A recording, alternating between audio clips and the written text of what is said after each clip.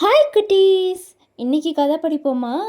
ஒரு அரசர் தன் நாட்டுக்கு முதலமைச்சராக ஒருவரை தேர்ந்தெடுக்க நினைத்தார். சம தகுதி பெற்ற 4 பேர் அவரது அமைச்சரவையில் இருந்ததால் ஏதாவது ஒரு பரீட்சை வைத்து அந்த 4வரில் ஒருவரை முதலமைச்சராக தேர்ந்தெடுக்க முடிவெடுத்தார். ஒரு நாள் அந்த 4வரையும் அழைத்து, என்னிடம் ஒரு போட்டி இருக்கிறது. கணித முறைப்படி வடிவமைக்கப்பட்ட இந்த விஞ்ஞான பூட்டை திறக்க நாளை காலை உங்கள் 4வருக்கும் ஒரு வாய்ப்பு வழங்கப்படும். யார் இந்த பூட்டை குறைவான நேரத்தில் திறக்கிறீர்களோ அவரை நாட்டின் முதலமைச்சர் என்று அறிவித்தார்.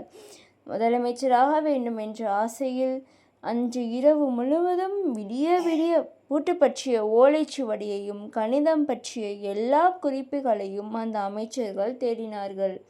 எதுவும் கிடைக்கவில்லை. அந்த 4வரில் ஒருவர் மற்றும் ஒரு சில ஓலைச்சுவடிகளை புரட்டிவிட்டு தூங்கப் போய்விட்டார்.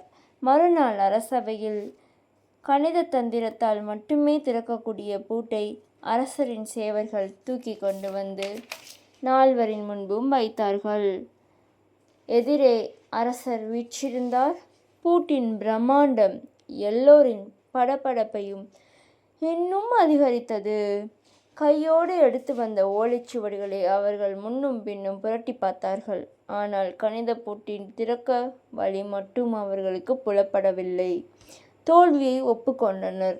இரவிலேயே நன்றாக தூங்கிய அந்த அமைச்சர் கடைசியாக எழுந்து வந்தார். அவர் பூட்டின் அருகில் வந்து பார்த்தார். என்ன ஆச்சரியம்! பூட்டு பூட்டவே இல்லை. சாவியே இல்லாமல், சுத்திரமே இல்லாமல் வர பூட்டை எளிதாக திறக்க அரசர் அவரையே முதலமைச்சராக ஆக்கினார். பிரச்சனையை தீர்க்க வேண்டுமென்றால் முதலில் பிரச்சனையை புரிந்து கொள்ள வேண்டும்.